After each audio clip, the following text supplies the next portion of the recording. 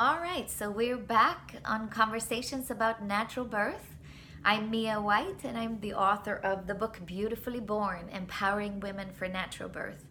And we are talking about how to prepare our body for birth. This is the fifth video, and we are continuing from number 4 about preparing our physical body for birth.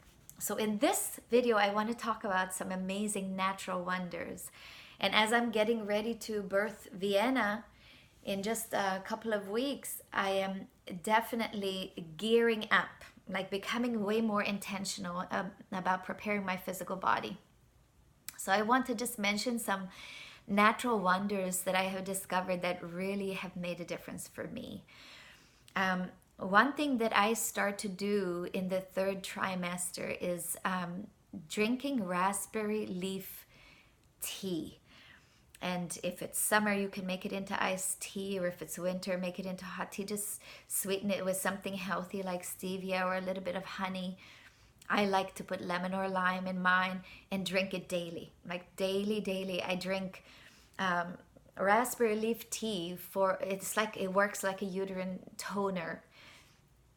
It's just a great thing for your body in getting prepared.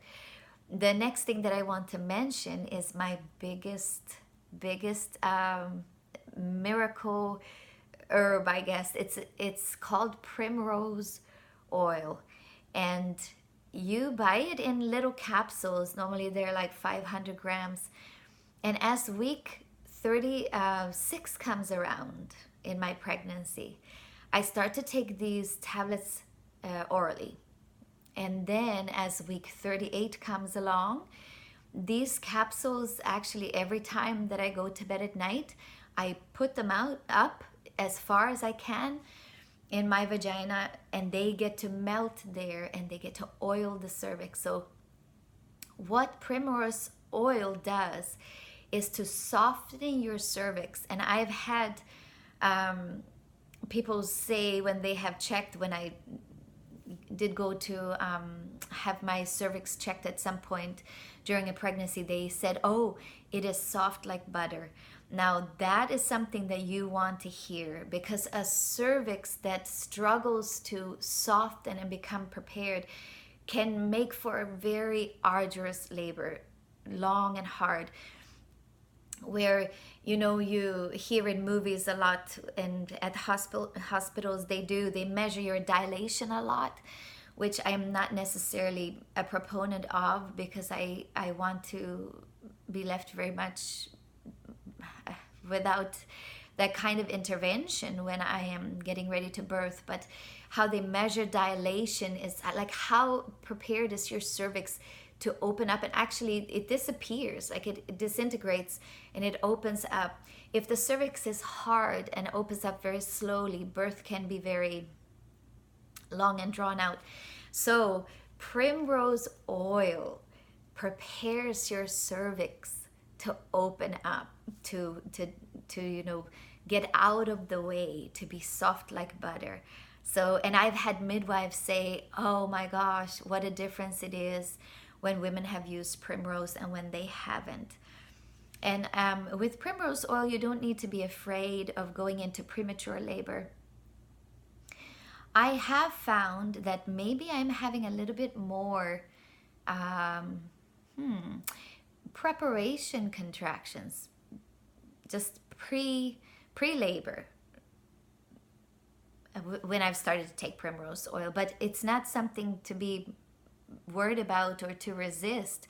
In fact, I always encourage that. I find it very encouraging. I find it when I can lie in bed at night and feel the pre-labor contractions, it helps me greatly to prepare my mind and my spirit for the event that's coming.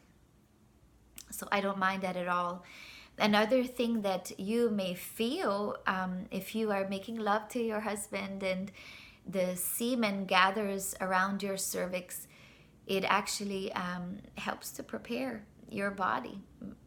So that's one way that you can do it. And the other thing I want to mention, when it gets close to the time of birth, some of us will experience difficulty sleeping at night, which many times it's something that we want to fight against. But we should remember also that our body is actually preparing to be up at night together with the baby, to spend hours nursing and enjoying each other, even as the rest of the house and the world seemingly will be sleeping.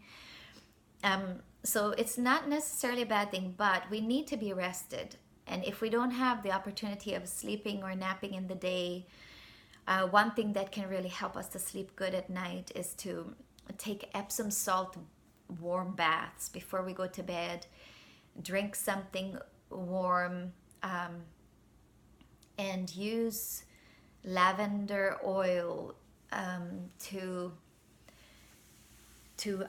on our bodies, but also maybe infused in the room. Just things that will help us to relax and sleep deeper, so that we're sure that we are rested. So I see that we have again reached our limit for our video. I want them to be short. I want it to feel like, oh, it's a breeze to listen to. And so we're going to talk about how to prepare our bodies by learning our breathing techniques and stuff in the next video, so that our body works together with our birth as we go into labor. But that will be the next video, video number 6. So I'll see you there. All right. Bye-bye.